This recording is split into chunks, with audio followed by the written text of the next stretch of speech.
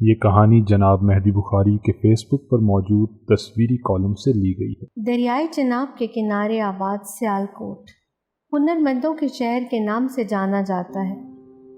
یہ شاید چناب کا ہی اثر ہے کہ جس کے پانیوں میں ایسا امرت گھلا ہے کہ اس کے کنارے بسنے والے شہر، بستیاں، گاؤں زمین کے ساتھ ذہن سے بھی سدا بہار زرخیز ہیں۔ اقبال، فیض احمد فیض اور شیو کمار بٹالوی سمیت کئی ذہین لوگوں نے یہاں سے جنم لیا۔ دریائے چناب شہر سے 20 کلومیٹر دور مرالا کے مقام پر پرسکون بہتا رہتا ہے۔ مجھے دریاؤں سے عشق ہے اور چناب سے ایسا رشتہ ہے جسے الفاظ میں سمونا ممکن نہیں۔ سیالکوٹ کا باسی ہونے کے ناطے مجھے یہ سہولت حاصل ہے کہ صاف موسم میں بارشوں کے بعد میں دریائے چناب سے باتیں کرنے اور پس منظر میں دکھائی پڑنے والے برف پوش پہاڑوں سے شمال کی یادیں بہلانے نکل کھڑا ہوتا ہوں۔ محبتوں کے دریا چناب کے پانیوں میں آج بھی سونے کے گھڑے کی گلاوٹ محسوس ہوتی ہے۔ جموں کے پہاڑوں میں ایک چھوٹے سے نالے کی صورت بہتا یہ دریا سرحد کے اس پار چندر بھاگ کے نام سے بھی پکارا جاتا ہے۔ جوں جوں پانی سفر کرتے ہیں، ہمالیہ کے پہاڑوں سے پگھل کر آنے والی برفیں ان میں شامل ہو کر اسے دریا کا روپ دیتی جاتی ہیں۔ پہاڑوں سے اتر کر کھلے میدانی علاقے میں پہنچنے تک چندر بھاگ اپنا نام بدل لیتا ہے، چناب بہتا رہتا ہے۔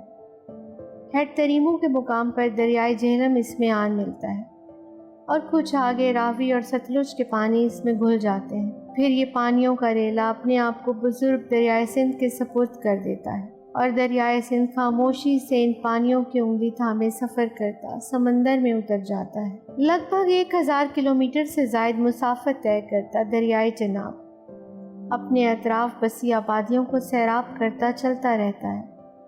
اس کے پانیوں میں کہیں کشمیر کی مٹی ہے تو کہیں سونی کے گھڑے کی گلاوٹ۔ کناروں پر وفا کی انمٹ لوک داستانیں بکھری ہوئی ہیں جن میں رانجھے کے چپو بھی ڈھلے ہوئے ہیں۔ اپنے محبوب سے ملنے کی چاہ میں کچے گھڑے والی ڈوب گئی لیکن داستانوں میں امر ہو گئی۔ چناب کنارے پانیوں کی روانی کو دیکھ کر مجھے مصطفیٰ زیدی کا یہ شعر اکثر یاد آنے لگتا ہے۔ کچے گھڑے نے جیت لی ندی چڑھی ہوئی، کچے گھڑے نے جیت لی ندی چڑھی ہوئی، مضبوط کشتیوں کو کنارہ نہیں ملا۔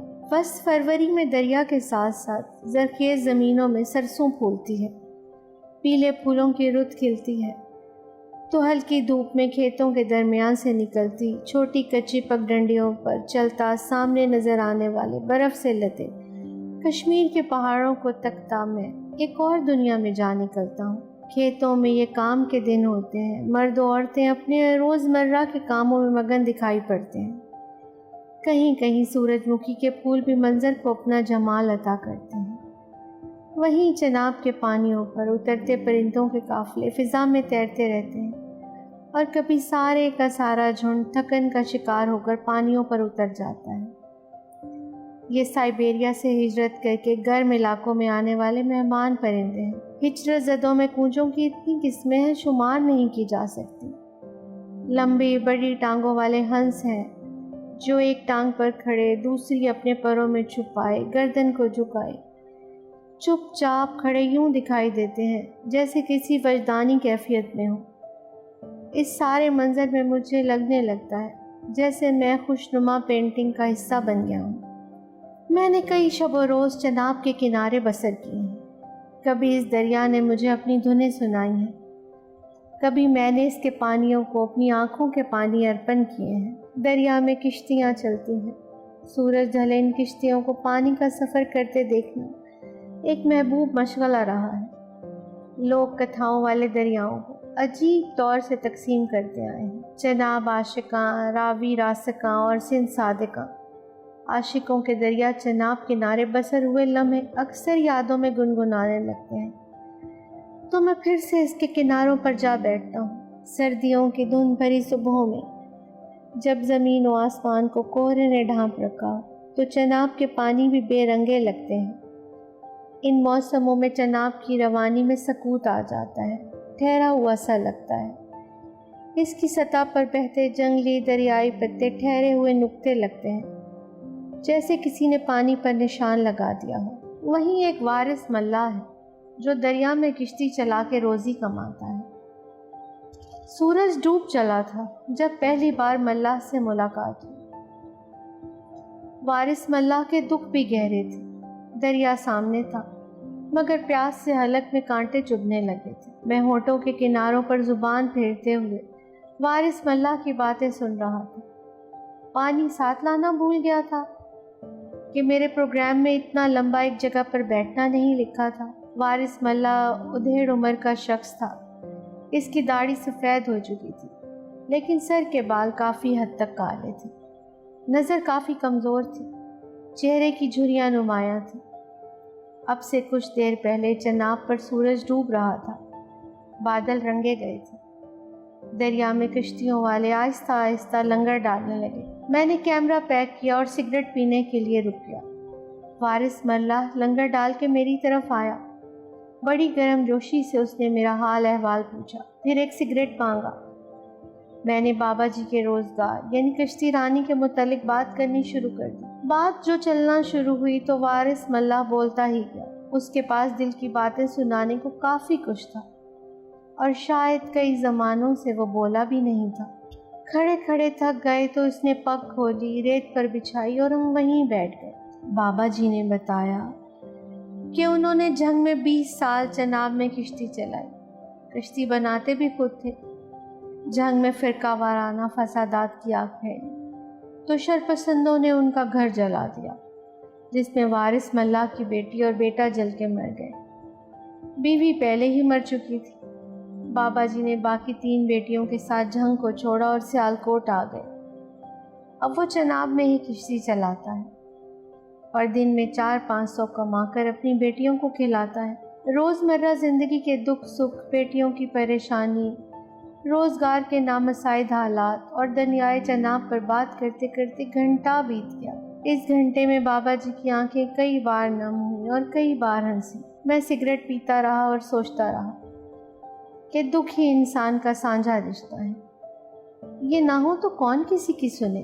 وارث ملاح جیسے کئی کروڑ لوگ اس معاشرے میں جہنم کاٹ رہے ہیں۔ ایسے لوگوں کا آخرت میں خدا بھی کیا حساب لے گا۔ اس دن دریا کے اوپر بھی تیز ہوا بہ رہی تھی۔ شمال کا سفر ہو یا اپنے ہی شہر سے باہر تک کا، ہوا ہر جگہ ہم سفر رہتی ہے، ازل سے ابد تک رہے گی۔ کہتے ہیں کہ عالم بالا میں ایک بہت پھیلاؤ والا گھنا درخت ہے جس پر ہمیشہ ایک ہی وقت میں خزاں اور بہار چھائی رہتی ہے۔ جب تیز ہوا کے جھونکے آتے ہیں تو کچھ پیلی مرجھائی پتیاں ٹوٹ کے گر جاتی ہیں، اور اسی طرح نیچے دنیا میں جہاں فنا کو قیام ہے، فانی انسان مرتے رہتے ہیں۔ مجھے تو ہوا کی آواز میں موت کی ندا سنائی دیتی ہے، جو عالم بالا میں پکار پکار کر ہمارے ناموں کے پتے گراتی رہتی ہے۔ میں سمجھتا ہوں کہ تمام جدائیوں، محبتوں اور شکستوں میں ہوا کا ہاتھ ہے۔ ہوا کا سدا بول بالا رہے۔ ہوا ہی خوشبوؤں اور سروں کو پھیلاتی اور مٹاتی ہے۔ ہوا میں ہی نوحے اور زخم خوردگی کی ایسی کیفیت ہے جو تمام انسانی دکھوں سے ماورا ہے۔ پورے چاند کی رات میں جب چاند بھی افق پر گرتا ہوا محسوس ہوتا ہے، ہوا بادلوں کے ٹکڑے دھکیلتی پھرتی چاند کو ڈھانپتی کھولتی رہتی ہے۔